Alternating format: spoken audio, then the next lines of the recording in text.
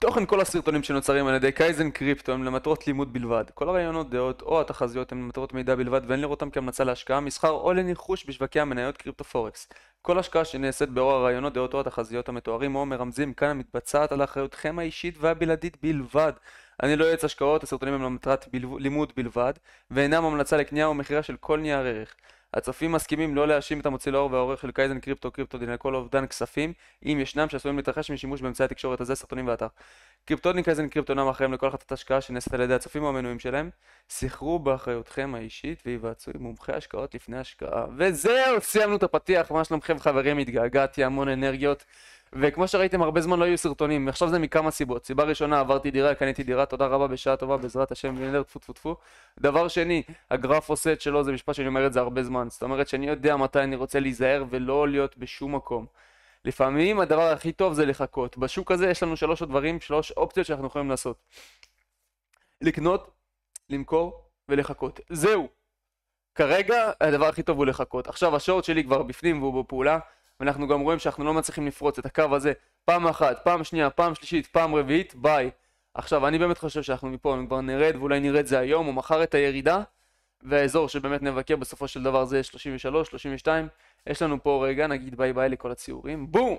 אוקיי, אז יש לנו את האזור הזה שזה אזור מאוד מאוד קריטי, האזור ההוא, שזה באמת שיא העניין. מפה אני מאמין שנרד, נקבל פה חזרה ללמעלה, ואז אם נצליח באמת לייצר higher low, lower high, לא higher low, lower high, ולא נצליח לפרוץ שוב, אז באמת הסצנריו של וייקוף יכול להתממש, אבל זה ידרוש מאיתנו באמת תנודתיות ודברים מאוד מאוד קיצוניים, שזה יכול להתאים, במיוחד במידה והסק לא יאשרו את ביטקוין, את התעודות סל ביטקוין ETF, שזה משהו שיכול לקרות. אני לא יודע למה כולם אומרים, זיו, זהו עוד שני מאשרים. אם הם עוד שני מאשרים, למה הם דחו עד עכשיו? למה כשיש עוד זמן הם מדברים איתכם על זה באמביוולנטיות, בשליליות, בצורה מעומעמת? זה לא נראה כאילו הם רוצים לאשר את זה. אבל יודעים מה? בואו נגיד שכן. רוב החבר'ה לא מבינים מה זה אומר תעודת סל ומה זה אומר, הם יצטרכו להחזיק את הנכסים עצמם. בשביל זה הם צריכים להקריס כדי לאסוף את כל הביטקוין שיש. אולי הם מעצמות ויש להם ארגזים של כסף, עדיין המון ביטקוין נמצא אצל האנשים. זה הקטע. ואתם יודעים איך אני יודע את זה הכי טוב? ומה הדבר שהכי מסמל לנו את זה? סתכלו, היינו פה בטרנד ירידה, יצאנו מהריינג', שברנו את הטרנד ירידה והתחלנו לשנות כיוון, נכון? אבל שימו לב, מה זה הפריצה הזאתי? הווליום הולך וקטן. כסף טיפש קונה את העלייה הזאת, חברים, אני מצטער להגיד לכם את זה, אבל כסף טיפש, אין מה לעשות, זה הסיטואציה כרגע. מעבר לזה, אנחנו קפצנו מ-25 ל-38. תקשיבו, פה אנחנו קפצנו כאילו 25% אנשים עפו, ועכשיו אתם קופצים, באמת, עלינו המון המון המון בביטקוין והמון בכל השווקים בכללי, ואנחנו רואים את הסטיות הדוביות מול העיניים שלנו, גם ביומי בכלל אנחנו רואים את זה ממש ממש בחוזקה. אני אסמן לכם את זה עכשיו, שתוכלו לראות את זה מול העיניים. RSI זה אינדיקטור של מומנטום, אנחנו רואים שזאת הנקודה הכי גבוהה, ובאמת ה-RSI יורד בזמן שהמחיר עולה. עכשיו, שאלת השאלות, איך המחיר עולה, אבל המומנטום יורד? כי מי שקונה זה כסף טיפש, אין פה באמת מומנטום חזק. עכשיו, אני לא אומר שאנחנו לא יכולים לפרוץ, אבל אם נפרוץ, באמת, אני מאמין שב-42 נקבל את הסיבוב. זה לפי הגרף הקודם שהראיתי לכם בחודשי, שניתחנו פה והבנו שזה האזור האמצע שלנו, ואנחנו בדיוק מקבלים פה את ההתנגדות. אז אנחנו רוצים לראות איך המחיר יגיב פה, זה מאוד מעניין. גם זה אזור התנגדות מאוד חזק שלא הצלחנו, דשדשנו בתוכו. אבל גם פה, באזור הזה, מעל 32, אנחנו מדשדשים פה, שימו לב, זה לא... אף אחד לא אומר שזה ייגמר בדקה. היינו פה מספר זמן, 3 חודשים, פלוס מינוס. גם פה אפשר 3 חודשים, אף אחד לא אומר שלא. ובמיוחד עם ה-ETF והכל, אם הוא באמת הכל יהיה חיובי ולא נרד למטה, למה שלא נטייל פה 3 חודשים ואז נטוס? נעשה פה תהליך איסוף ואז. אבל מה שכן חשוב לי שתבינו, אחרי עלייה מאוד חזקה, צריך לעבוד תיקון. לא יודע מה יקרה אחרי התיקון, נפרוץ 40K, לא נפרוץ 40K, למרות שהמטרה שלי היא עדיין 8K. יהיה תהליך, דברים קורים, דברים לוקח להם זמן, גם פה, שימו לב, בואו ניקח את זה, בואו נסתכל שנייה, מאז זה הסוף של העלייה החזקה עד הירידה, כמה זמן עבר? חודש וחצי, יופי, תודה רבה, ועכשיו העלייה חזקה, בואו נראה כמה זמן עבר עד עכשיו, בום, עוד לא חודש וחצי, חודש. גם פה, אותו דבר, same shit, ירדנו מאוד חזק, כמה זמן עבר עד שפרצנו? חודשיים. דברים לוקחים זמן. תזכרו את זה, חברים, דברים לוקחים זמן. שום דבר לא קורה בשנייה אחת. עכשיו אנחנו כמעט 40 יום, אני מאמין שכן נראה תנועה די חזקה ללמטה. זה מה שאני חושב שיראה, ובכללי, קודם כל היה 4 שעתי בכלל במצב נוראי, וזה מאוד מעניין לראות מה יקרה פה. אנחנו לא מצליחים לפרוט יותר את הגבוה, זה עוד יותר מחזק לנו את הביסוס להיכנס לשורט. עכשיו, כל מי שנכנס פה לשורט, באמת זה אחריותכם בלבד, אבל אני לא הייתי אומר שזה טרייד רע, הייתי אומר שזה טרייד טוב דווקא. מה שקצת מפחיד אותי זה עדיין הנר הזה של הכוח, הוא עדיין מרמז לי, הוא רומז לי שאוקיי, אולי לא סיימנו להנזיל עוד קצת, אולי יש עוד טיפה מקום לתת עוד איזה נר ל-38, 500, אתם יודעים, לאזורים האלה, 38, 600, מקומות כאלו, אולי עוד נר אחד קטן ואז סיבוב, אבל גם אם לא, להסתובב מפה וכבר עכשיו לפגוש את ממוצע ה-200 ב4 שעתי, זה מה שאנחנו רוצים, לא נגענו בו עדיין, נרצה לראות נגיעה בו, אחרי זה ריטסט טוב ומוצלח, אחרי שנקבל ריטסט טוב ומוצלח על 200, 32 בדרך, 31, לא רע בכלל. עכשיו, אני אחזור ואני אראה לכם עוד פעם את התהליך וייקוף עצמו, ואני אסמן לכם אותו ותבינו איך וייקוף באמת עובד ברגע שאתה יודע מה אתה עושה ואתה לא סתם פועל על סיסמאות ברשת. אז באמת היינו בטרנד ירידה, כל הקטע של וייקוף, מי שיודע, אני הולך להציע לכם היום סרטון על 5 פאזות, ובאמת הכלל של הפאזה הראשונה זה ספיגת הטרנד. פה אנחנו רואים טרנד מאוד ברור, טרנד ירידה, אין פה שאלה לגבי זה. פה הוא מתחיל להיספג לאט לאט ואנחנו רואים את זה, זה דיברתי על זה בקבוצת תלמידים שלי, על ניתוח גלים, ניתוח ווליום גלים. אמנם הטרנד ירידה מאוד אגרסיבי, אני מדבר איתכם פה על ימים, אנחנו מדברים פה על 20, מה זה 20? 40 יום של ירידה, של רק ירידה. אבל פה אנחנו רואים באמת ספיגה ראשונה, קצת דשדוש ועוד ספיגה ועוד קצת דשדוש יותר חיובי ועוד ספיגה ועוד דשדוש ועוד ספיגה. ככל שאתה סופג יותר את המחיר, הטרנד מתחלש. הוא יתחלש, הוא יתחלש, הוא יתחלש, ואז הוא התחיל לתפוס תאוצה לכיוון השני ויצא מהטרנד השלילי. עד שהוא הגיע לפה, ואותו דבר, אותו דבר, חבר'ה, זה מחזוריות. עכשיו, נקודה הכי נמוכה, פרצנו מהריינג', עכשיו זה נקרא טרנד מחוץ לריינג', השארנו אותו, ואז פה המשכנו לטייל, קיבלנו הצרה ראשונית, שזה באמת כניסה של ווליום, אנחנו רואים פה מחירות קצת, ועוד מחירה. עכשיו, זה החלק שבו הרוב מתבלבלים, לא יודעים איפה להתחיל לסמן, אז באמת זה הקניית יתר הראשונה שלנו, הדבר הזה, הנר היפוך הזה, והוא יגיע, הוא יכול להגיע עד כמה מקומות, אני אישית מותח אותו עד לפה, ולמה? אנחנו רואים שאחרי שהגענו לקניית יתר, ממש כמה נרות בודדים ובום! רלי אוטומטי, זה החוק השני בווייקוף, אז יש לנו פה את הקניית יתר, כל זה אתם רואים שזה מסומן באדום, זה בהנחה שזה תהליך דיסטריביושן, תהליך פירוק. למה אני חושב שזה תהליך דיסטריביושן ופירוק? כי אני עדיין חושב שאנחנו זורמים עם כסף שהוא טיפש ולא כסף חכם. אז ביינג קליימקס, אוטומטיק רלי, סקונדרי טסט, מראה לנו איפה הכוח, באמת זה מראה לנו, זה קצת חיובי. אני חייב להגיד לכם שזה טיפה חיובי לביטקוין, בגלל זה גם הוא פרץ מאוד חזק ונתן לנו את האופציה הזאת. גם פה הוא הראה לנו שיש פה סימן של כוח, אבל זה מראה גם על חולשה מאוד חזקה. זאת אומרת שהגרף הזה הוא מאוד מאוד מתעתע, במיוחד בווייקוף, זה דברים שהם לא קורים הרבה. אבל אני אראה לכם את הסדר עניינים. אז קיבלנו ביינג קליימקס, אוטומטיק רלי, סקונדרי טסט, סיימנו פה את פאזה א', עכשיו אנחנו בפאזה ב', יצירת הסיבה. הדבר הראשון שקרה לפני שפרצנו למעלה זה שפרצנו למטה, ופרצנו למטה הרבה יותר חזק מהלמעלה. זה מראה לי sign of weakness, סימן של חולשה. עכשיו אנשים יגידו לי כן, אבל מפה זה ספרינג, ומפה זה זה, ומפה זה פה, בסדר, אולי, אני לא אומר שלא. אנשים חושבים שאני קוטל אותם, אני לא כמוכם, אני לא אגיד דעה ואני אקטול את כל מי שנגדי. אני תמיד משאיר מקום לספק, מה שכן, אני תמיד תפעל עם הניהול סיכונים שלי, שאם אני טועה, אני אף פעם לא אפסיד יותר מדי כסף שאני לא אוכל להמשיך לריב איתכם. אני תמיד מכוסה, כי אני יודע מה השיטה שלי לעבוד. אז ככה, בנוגע לזה באמת ראינו פה סימן חולשה, פה היה קצת סימן כוח, אבל כל זה עדיין הפאזה שלנו. עכשיו, פה באמת עברנו סוג של פאזה C, שאנחנו רואים תנועה מאוד קיצונית, כל זה היה פאזה B, יצירת הסיבה. מה שאני יכול להגיד לכם על הסיבה פה, שרוב האנשים מתעלמים מזה משום מה, אנחנו הרבה יותר ביקרנו את האזור התחתון. זה מראה לנו לאן המחיר רוצה ללכת, ואנחנו גם רואים את ההנזלות פה באזורים העליונים, זה אזורים של פריקה, של לקיחת רווחים. אני לא מאמין שהרלי הזה ימשיך עוד הרבה, אני מאמין שהוא יסתובב ויתהפך. עכשיו, אם הוא מתהפך, לאיזה נקודות אנחנו צריכים לשים לב באמת? אנחנו ניקח את הגבוה של הפריצה של הסימן כוח, כי זה גבוה שהוא מאוד חשוב, בסדר? ובאופן פלא, איפה הוא יושב? בדיוק באמצע של ה-Fair Value Gap, שכל מי שיודע מה זה Fair Value Gap, Imbalance, FVG, BBC, PUBG, לא יודע מה, איך שתקראו לזה, אני שומע כבר כל כך הרבה שמות שונים היום. בבקשה חברים, keep it simple, באמת, אני לא צריכים להסתבך עם זה יותר מדי, אל תקראו לי מיליון אסטרטגיות ומיליון שיטות שונות ביוטיוב, זה רק יסבך אתכם, תשמרו על זה פשוט. זה באמת יהיה היעד הראשון, לא היעד הראשון, זה יהיה היעד לסיבוב, סליחה, הנקודה הזאתי, אם נצליח לסגור מעליה חזק, באמת, נקבל פה ריטסט, אולי הנזלה, סגירה טובה, אפשר לבוא ולבקר פה שוב את האזורים האלו, כנראה תהיה פה איזה סטייה שורית בשעתי, בחצי שעתי, סביר להניח שזה מה שנראה, כרגע הסטייה to beat ביומי פשוט נוראית, היא נוראית ממש, אין לי מה להגיד. בואו נסתכל על עוד כמה אינדיקטורים, אבל רגע לפני זה, כל זה באמת בשאיפה שפאזה D הרי, פאזה D מאושרת לנו בתיאוריה, בדרך הכי נקייה, ברגע שאנחנו פרצנו את האזור התחתון של הגרף, אוקיי? אנחנו רוצים בעצם לוודא שפרצנו, אוקיי? אנחנו רוצים ריטסט פה, לראות שאנחנו לא חוזרים לפה יותר, ואז אתם שמים לב שלא היה לנו ריטסט פה?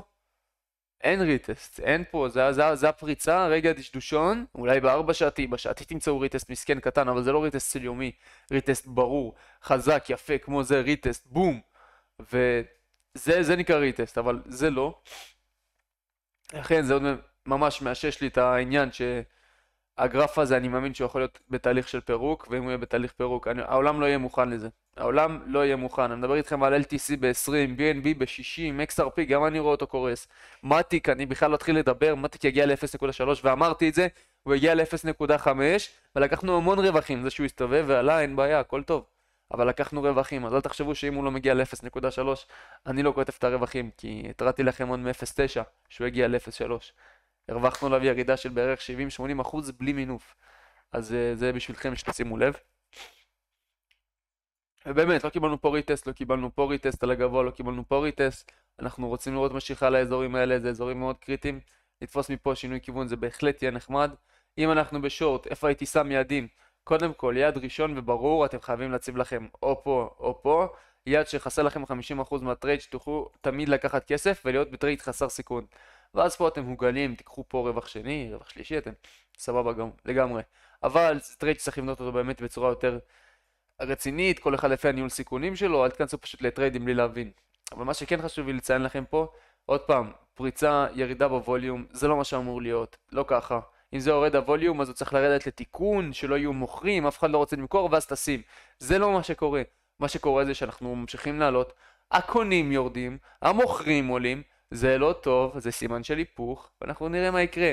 ואני מאמין שברגע שנהפוך פה, הטרייד החלום שלי שבאמת יצא לפועל זה דבר כזה, שנוכל באמת לבוא, ניתן פה איזה false breakout, סגירה, false breakout מפה, ניתן הגיעה, סגירה פה, ואז לסגור מעל האזור שבאמת חשוב, אזור האקסיס, שאמרתי לכם אנחנו רוצים לראות פה ריטסט טוב, אחרי זה אתם סוגרים את זה, ואז יש לכם trade outside of range, וביי.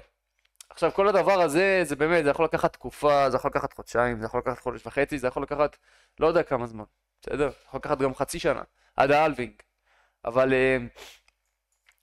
אל תהיו, אני מצטער שאני אומר את זה, אבל אל תהיו טיפשים, אל תפעלו מאופוריה ומרגש ומגרידיות. אני שומע אנשים, זהו, תעודת סל וזה, וגרי גנסלר יעיפו אותו מהסק. הוא בובה.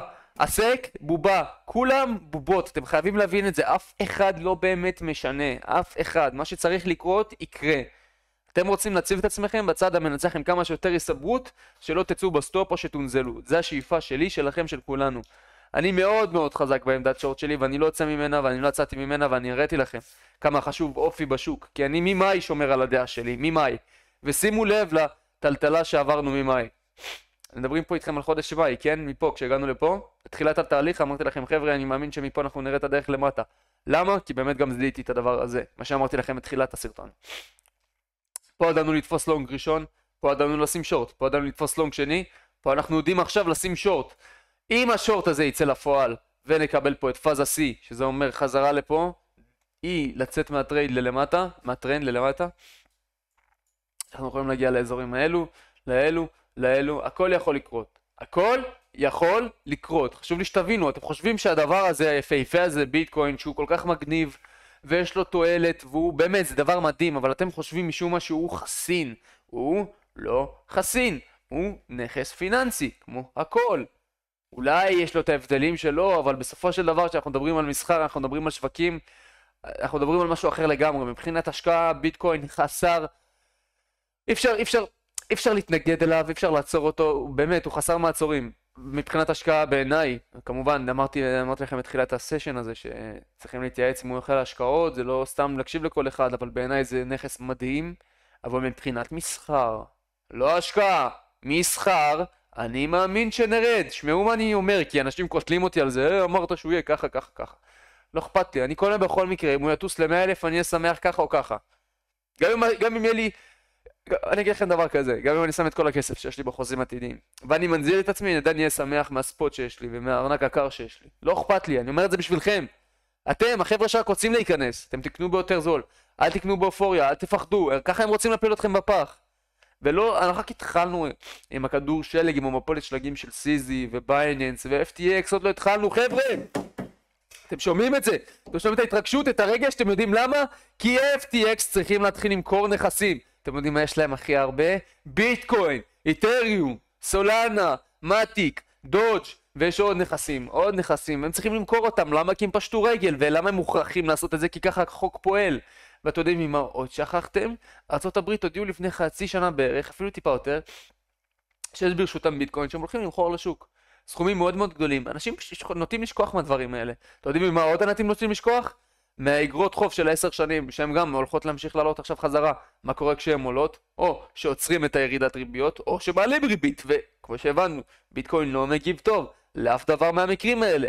אז שוב, אני לא יודע מה אתם רוצים לעשות עם הדברים האלו, אבל אני אומר עובדות. אני לא סתם מדבר ואומר חדשות ודעות. אני מדבר על העובדות שעל פני השטח. ובמיוחד לפני הלווינג הקריסו את המחיר, כי הם רוצים לאסוף בזול. הם רוצים להפחיד אתכם, הם רוצים שלא תאמינו. אז במיוחד, עם כל הדברים האלו ביחד, חשוב לי שתבינו, חשוב לי שתתייחסו לזה. אני נותן את הלב שלי פה, כי באמת באמת חשוב לי שתהנו ושתבינו ושתצליחו. נעבור על כמה אינדיקטורים אחרונים. איצ'ימוקו! אז האיצ'ימוקו, ענן האיצ'ימוקו שלנו, הכחול מסיים את כל בתור התמיכה הראשונית שלנו, אדום, בתור תמיכה טיפה יותר חזקה. זה גרף מאחר, אני שונא להשתמש בו, אז אני לא הולך להרחיב, אני לא הולך להתכנס לאיצ'ימוקו בצורה מאוד מאוד חזקה כרגע.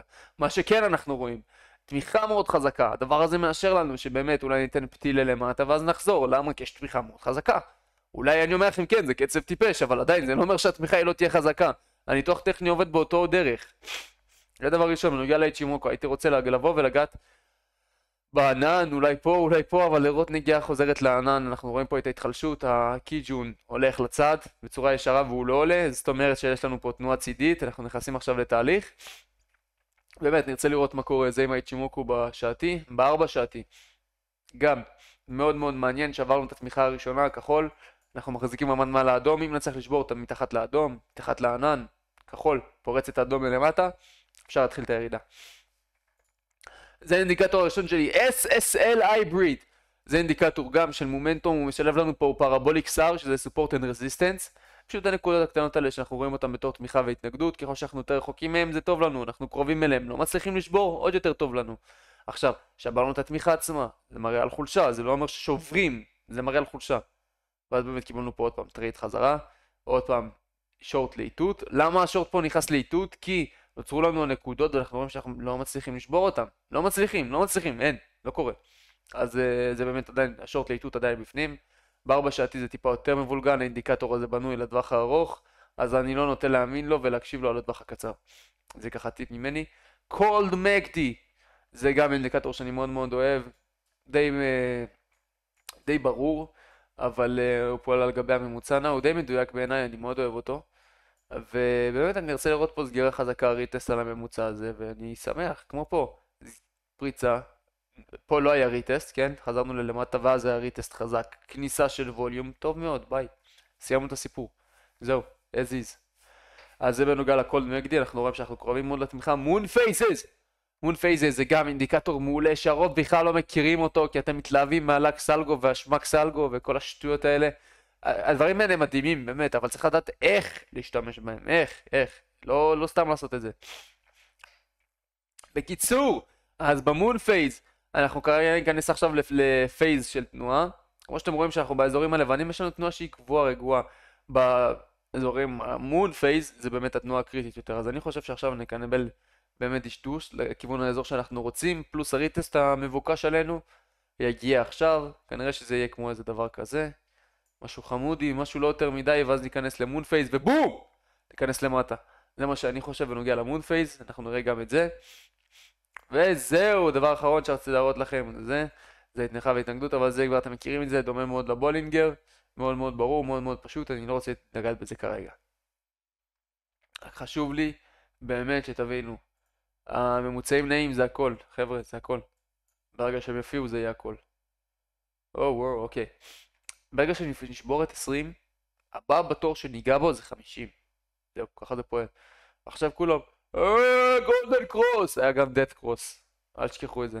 טוב, סבבה?